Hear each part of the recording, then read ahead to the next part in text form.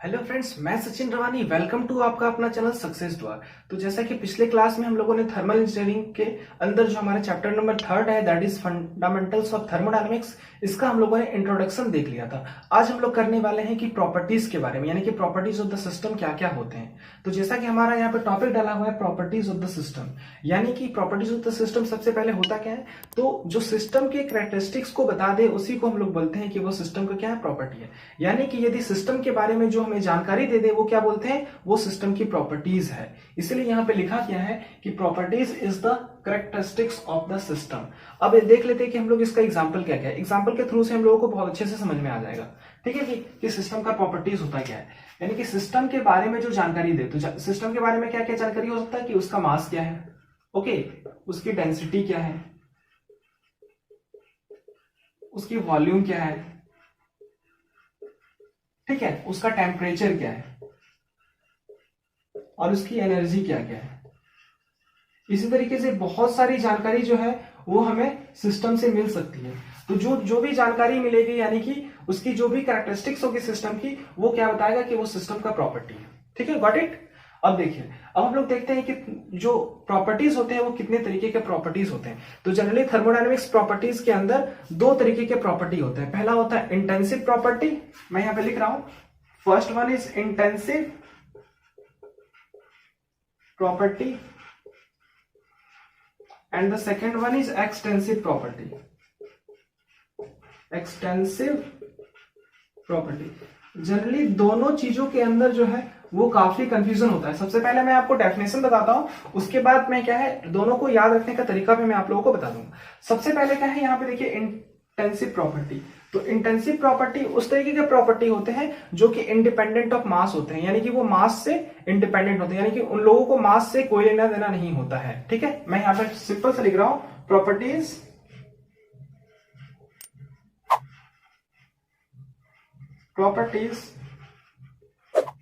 which are independent of mass, यानी कि वो मास पे डिपेंड नहीं करेंगे। सिंपल सा इसके एग्जांपल्स क्या क्या हो सकते हैं, मैं आपको इसके एग्जांपल्स बताता हूं। सबसे पहले एग्जांपल आप लोग सोच के बताइए कि सिस्टम का कौन सा ऐसा प्रॉपर्टी होगा जो मास पे डिपेंड नहीं कर रहा होगा। सबसे पहले क्या हो जाएगा यहाँ पे, टेम्परेचर, यानी कि जो भी टेम्परेचर होगा वो सिस्टम के मास पे डिपेंड नहीं करेगा। तो ये क्या हो जाएगा, टेम्परेचर। मैं टेम्परेचर को शॉर्ट में लिख रहा हूं, ठीक है। उसके बाद क्या हो जाएगा, इसका प्रेशर, ठीक है। उसके बाद क्या हो जाएगा, स्पेसिफिक डेंसिटी, एटीसी। यानी कि इस तरीके का प्रॉपर्टीज, ये सब देखिए, टेम्परेचर हो गया, प्रेशर हो गया, स्पेसिफिक डेंसिटी हो गया, स्पेसिफिक वॉल्यूम हो गया, वो क्या होगा, हमारे सिस्टम के प्रॉपर्टीज। यानी कि सिस्टम जो होता है वो इंडिपेंडेंट ऑफ द मास होता है। उस तरीके को हम लोग क्या बोल देंगे कि वो इंटेंसिव प्रॉपर्टी होते हैं। Got it. अब देखिए यहां पे मैं अब एक्सटेंसिव प्रॉपर्टी को भी बता रहा हूं, फिर मैं याद करने का तरीका बताता हूं फिर, क्योंकि यहाँ पे बहुत ज्यादा कंफ्यूजन होता है। अब देखिए, एक्सटेंसिव प्रॉपर्टी वैसे प्रॉपर्टी होते हैं जो कि मास पे डिपेंड करते हैं, ठीक है। इंटेंसिव प्रॉपर्टी ऐसे होते हैं जो इंडिपेंडेंट ऑफ मास होते हैं, और एक्सटेंसिव प्रॉपर्टी वैसे होते हैं जो कि डिपेंडेंट ऑफ मास होते हैं। ठीक है, मैं यहां पे लिख रहा हूं, properties which are properties which are dependent of mass। ठीक है, यानी कि वैसे प्रॉपर्टी जो मास पे डिपेंड करेंगे उस तरीके के प्रॉपर्टी को हम लोग क्या बोलेंगे, एक्सटेंसिव प्रॉपर्टी बोलेंगे। अब इसके एग्जांपल्स क्या हो सकते हैं, देखिए आप लोग सोच कर बताइए, वीडियो को पॉज करके देखिए। इसका मैं आपको एग्जांपल, बहुत ही इजी एग्जांपल है। सबसे पहला तो हो जाएगा मास,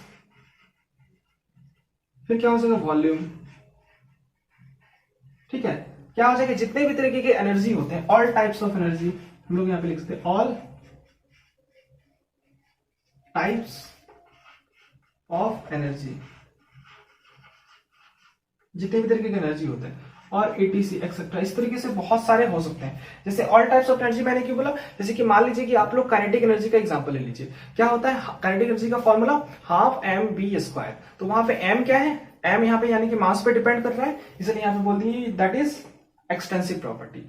आप लोग पोटेंशियल एनर्जी ले लीजिए, क्या हो mgh, यहाँ पे भी m आ रहा है, तो ये जितने भी तरीके के एनर्जी होते हैं उसमें मास कहीं ना कहीं इंक्लूड होता है, इसीलिए मैंने यहाँ पे लिखा है all types of energy that is intensive property. अब याद रखने का सबसे अच्छा तरीका कौन सा है, देखिए यहाँ पे, क्योंकि दोनों में कंफ्यूजन होगा कि कौन डिपेंडेंट ऑफ मास होगा और कौन इंडिपेंडेंट ऑफ मास होगा। देखिए इसका इंटेंसिव प्रॉपर्टी का फर्स्ट 2 लेटर पकड़िए, क्या है, इन, ठीक है, यहीं से आपका बनेगा इंडिपेंडेंट ऑफ मास, ठीक है, रिलेट कीजिए इंडिपेंडेंट ऑफ मास यानी कि इंटेंसिव प्रॉपर्टी, और उसका जस्ट ऑपोजिट क्या हो जाएगा, डिपेंडेंट ऑफ मास। एक याद होगा तो आपको दूसरा ऑटोमेटिक याद हो जाएगा, ठीक है। अब देखिए यहाँ पे क्या होता है, जितने भी तरीके के आपके स्पेसिफिक वाले क्वांटिटी होते हैं वो कौन से किसके अंदर आएंगे, वो इंटेंसिव प्रॉपर्टी के अंदर आएंगे, और यदि 2 एक्सटेंसिव प्रॉपर्टी का हम लोगों ने रेशियो ले लिया तो वो भी किसके अंदर आएंगे, वो भी इंटेंसिव प्रॉपर्टी के अंदर आएंगे। इसको मैं रफ कर लेता हूं, फिर मैं आपको लिख के बताता हूं। देखिए इसका स्क्रीनशॉट ले लीजिए आप लोग। चलिए अब हम लोग प्रॉपर्टीज में इंटेंसिव और एक्सटेंसिव प्रॉपर्टी के अंदर कुछ नोट्स लिख लेते हैं जो कि बहुत ही इंपॉर्टेंट है। आप लोग यहाँ पे नोट डाल के लिख लीजिएगा जो मैं लिखवा रहा हूं, ठीक है ना। लिखिएगा आप लोग, the ratio of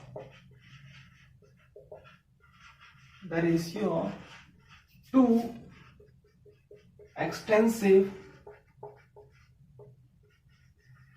property gives intensive property।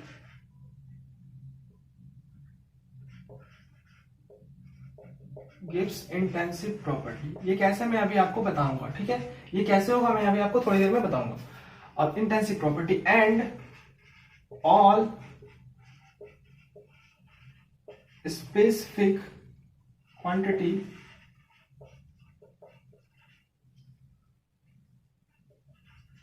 are intensive property। ये आपको याद रखना है, इसलिए मैंने यहाँ पे नोट डाल के लिखवाया। याद रखिए कि the ratio of 2 extensive property gives intensive property. ये कैसे होगा, देखिए यहाँ पे क्या है, मैं 2 एक्सटेंसिव प्रॉपर्टी ले रहा हूं, उसके बाद वो किस तरीके से वो इंटेंसिव प्रॉपर्टी हो जाएगा वो मैं आपको बताने वाला हूं। सबसे पहले यहाँ पे क्या देख लीजिए, क्या देखते हैं हम लोग कि 2 एक्सटेंसिव प्रॉपर्टी ले लेते हैं, यानी कि मास बाय वॉल्यूम, ठीक है। अब ये जो मास है और ये वॉल्यूम है, ये दोनों का दोनों क्या है, दोनों का दोनों हमारा एक एक्सटेंसिव प्रॉपर्टी है। ये भी एक्सटेंसिव प्रॉपर्टी है और ये भी क्या है, एक्सटेंसिव प्रॉपर्टी है। तो कहीं ना कहीं ये दोनों एक्सटेंसिव प्रॉपर्टी, यानी कि ये भी मास पे डिपेंड कर रहा है और ये भी मास पे डिपेंड कर रहा है। तो दोनों मास पे डिपेंड होने के बाद क्या करेगा, मास और मास ऊपर नीचे कैंसिल आउट हो जाएगा, और जो हम लोगों को फाइनल मिलेगा वो हम लोगों को क्या मिलेगा, इंटेंसिव प्रॉपर्टी। इंटेंसिव प्रॉपर्टी, ठीक है, समझ में आप लोगों को। यानी कि मास और वॉल्यूम क्या होता है, दोनों का दोनों आपका एक्सटेंसिव प्रॉपर्टी है, और दोनों का ऊपर और नीचे में क्या हो जाएगा, कैंसल आउट मास हो जाएगा, और जो हम लोगों को फाइनल क्वांटिटी मिलेगा वो क्या हो जाएगा, हमारा इंटेंसिव प्रॉपर्टी, ठीक है। अब देखिए ये वाला चीज देखिए कि स्पेसिफिक क्वांटिटी कैसे होगा, यानी कि स्पेसिफिक बोलने का मतलब क्या होता है कि वो मास से डिवाइड हो जाता है, ठीक है। स्पेसिफिक बोलने का मतलब क्या है कि वो मास से डिवाइड हो जाएगा। अब देखिए यहाँ पे कैसे होगा, मैं यहाँ पे लिखना चाह रहा हूं स्पेसिफिक वॉल्यूम, स्पेसिफिक वॉल्यूम। हम लोगों को पता है कि ये जो वॉल्यूम है वो एक्सटेंसिव प्रॉपर्टी के अंदर आता है, तो जैसे हम लोग वॉल्यूम लिखेंगे, ठीक है, और जैसे ही यहाँ पे स्पेसिफिक वाला टर्म आ गया, इसका मतलब क्या है कि हम लोगों को इसको मास से डिवाइड करना है, ठीक है। अब ये वॉल्यूम ऊपर वाला क्वांटिटी है वो मास पे डिपेंड कर रहा है, और नीचे क्या है, मास है, तो ऊपर और नीचे क्या हो जाएगा, मास से कैंसिल आउट हो जाएगा, और हम लोगों को एट द एंड क्या मिल जाएगा, इंटेंसिव प्रॉपर्टी। क्यों इंटेंसिव प्रॉपर्टी मिलेगा, क्योंकि ये जो इसके बाद जो मेरा क्वांटिटी मिलेगा वो इंडिपेंडेंट ऑफ मास होगा, इसलिए जो फाइनल में मिलेगा वो हम लोग क्या बोल देंगे, इंटेंसिव प्रॉपर्टी, ठीक है ना। ये इंटेंसिव और एक्सटेंसिव प्रॉपर्टी का कुछ इंपॉर्टेंट फैक्ट है जो आप लोगों को याद रखना है। यहां से क्या है, आप लोगों को एग्जाम में 1-2 मार्क्स के क्वेश्चन पूछे जा सकते हैं, ठीक है।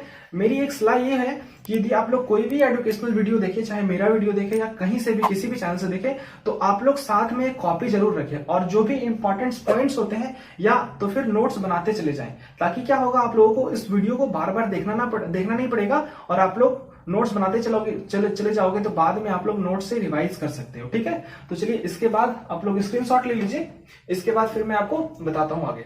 चलिए अब हम लोग नेक्स्ट टॉपिक की ओर और बढ़ते हैं, जो कि हमारा नेक्स्ट टॉपिक है स्टेट ऑफ द सिस्टम।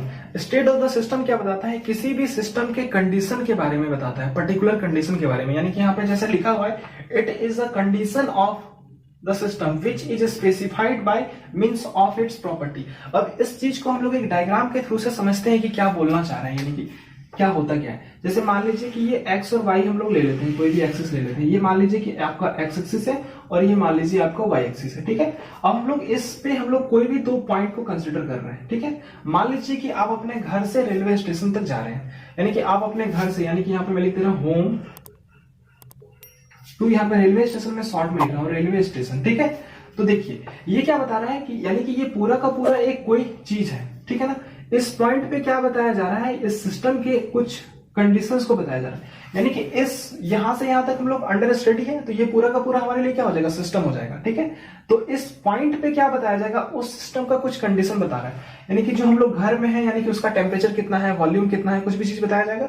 उसके बाद यहां से यहां तक पहुंचेंगे तो वो भी क्या बताएगा? सिस्टम के कुछ कंडीशंस को बताएगा। और इस ड्यूरेशन में कोई जरूरी नहीं है कि यहां से यहां तक पहुंचने में हमारा सिर्फ दो ही स्टेट होगा। यानी कि एक पॉइंट से दो पॉइंट के बीच में इन्फिनाइट मैनी स्टेट हो सकते हैं। जैसे मान लीजिए कि इसको मैं एक लाइन से ज्वाइन कर रहा हूं, ठीक है। इसके अंदर बहुत सारे पॉइंट हो सकते हैं जहां से हम लोगों को क्या मिल सकता है? उस सिस्टम के कुछ ना कुछ कंडीशंस मिल सकता है। और उस कंडीशन किससे स्पेसिफाइड होगा? यानी कि उसके प्रॉपर्टीज से। और हम लोग प्रॉपर्टीज जानते हैं कि सिस्टम के कुछ ना कुछ जानकारी हम लोगों को मिलता है। जैसे यहाँ पे भी जैसे मैंने बताया कि दो पॉइंट के बीच में बहुत सारे स्टेट हो सकते हैं। जैसे मान लीजिए कि ये एक स्टेट है, फिर ये एक स्टेट हो सकता है यहाँ पे। तो इस तरीके से बहुत सारे स्टेट छोटे छोटे हो सकते हैं। तो स्टेट से हम लोगों को क्या पता चलता है? किसी भी सिस्टम के कंडीशंस के बारे में पता चलता है। और उस कंडीशन से वो क्या पता चलता है कि उसके प्रॉपर्टीज क्या क्या है, ठीक है। तो ये होते हैं सिस्टम। अब देखिए दूसरा क्या होता है? प्रोसेस। समझिएगा क्या होता है प्रोसेस। प्रोसेस, ठीक है। यदि आपका स्टेट में चेंज हो जाए, यानी कि एक स्टेट से दूसरे स्टेट में आपका चेंज हो जाए, तो उसी चीज को हम लोग क्या बोलेंगे? प्रोसेस बोलेंगे, ठीक है। Change in state is known as process. याद रखिएगा, change in state is known as, ठीक है। मैं आपको डेफिनेशन लिखाते जा रहा हूं, आप लोग लिखिएगा बहुत अच्छे से। यानी कि यहां से यहां तक क्या हो गया? हमारा बहुत सारे स्टेट हो सकते हैं। जैसे हम लोग एक स्टेट से दूसरे स्टेट तक पहुंच जाएंगे हम लोग, तो वो किसी न किसी एक पाथ से जाएंगे। तो वो जो पाथ हो जाएगा हमारा, उस पाथ को हम लोग क्या बोल सकते हैं? प्रोसेस बोल सकते हैं। यानी कि पाथ, ये पाथ है, ये जो क्या हो गया? इसी पाथ के थ्रू से हम लोगों ने एक स्टेट से दूसरे स्टेट गए, यानी कि स्टेट में चेंज हो गया, उसको हम लोग क्या बोलेंगे? प्रोसेस बोलिए या तो फिर पाथ बोलिए। अब देखिए ये जो हमारा सिस्टम होता है, यानी कि ये जो प्रोसेस होता है, और जो हम लोग पढ़े हुए प्रॉपर्टीज, तो प्रॉपर्टीज के बारे में कुछ ना कुछ कंडीशंस होते हैं, कुछ ना कुछ इंपॉर्टेंट पॉइंट्स होते हैं जो आप लोगों को याद रखने हैं, ठीक है। यहाँ पे नोट डाल के लिख लीजिए फिर से। ये जो नोट वाले जो मैं लिखवा रहा हूं वो बहुत ही इंपॉर्टेंट है, वो बहुत ही इंपॉर्टेंट है। यानी कि एग्जाम में आपको 1 मार्क्स में या 2 मार्क्स में पूछे जा सकते हैं। ये बहुत ही कॉन्सेप्चुअल चीज होते हैं ये नोट्स वाले में, ठीक है। तो सबसे पहले देखिए आप लोग कि properties are point function. Properties are point function और स्टेट फंक्शन,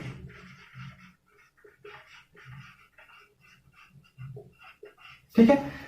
पॉइंट फंक्शन यानी कि किसी एक पर्टिकुलर स्टेट के बारे में बताया जा रहा है, इसलिए मैंने लिखा है यहाँ पे स्टेट फंक्शन। ये चीज पहला पॉइंट है, ठीक है। जितने भी प्रॉपर्टीज होंगे वो पॉइंट फंक्शन होंगे, यानी कि किसी पर्टिकुलर पॉइंट के लिए ही वो डिफाइंड होंगे। दूसरे पॉइंट पे चले जाएंगे तो हो सके उसका प्रॉपर्टी चेंज हो जाए। जैसे मान लीजिए कि यहाँ पे किसी चीज, यहाँ पे कुछ टेम्परेचर और होगा, प्रेशर कुछ और होगा, वॉल्यूम कुछ और होगा। जैसे ही हम लोग इसका स्टेट चेंज करें, यानी कि यहाँ पे पहुंच गए, तो हो सकता है वहां पे टेम्परेचर कुछ और हो, वॉल्यूम कुछ और हो, मास कुछ और हो। इसलिए क्या बोला जाता है कि जो भी प्रॉपर्टीज होते हैं वो पॉइंट फंक्शन होते हैं। यदि उसका स्टेट चेंज होगा तो उसका प्रॉपर्टी चेंज हो सकता है, पहला। दूसरा क्या लिख सकते हैं?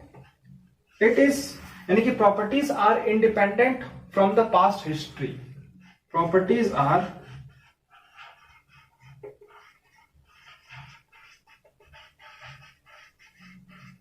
Independent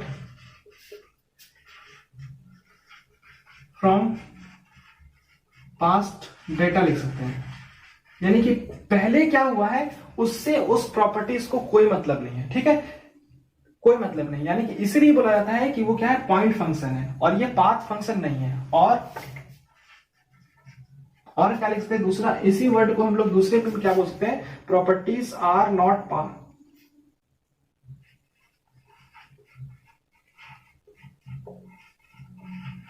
properties are not path function.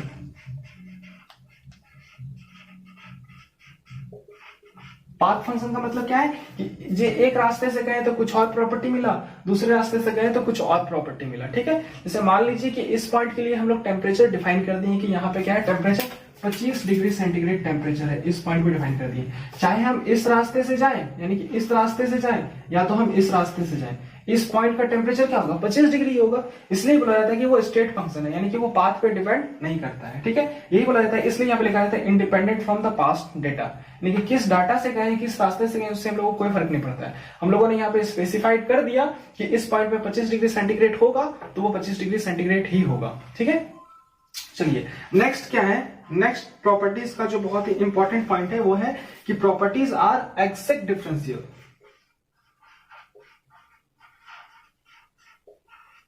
Properties are exact differential.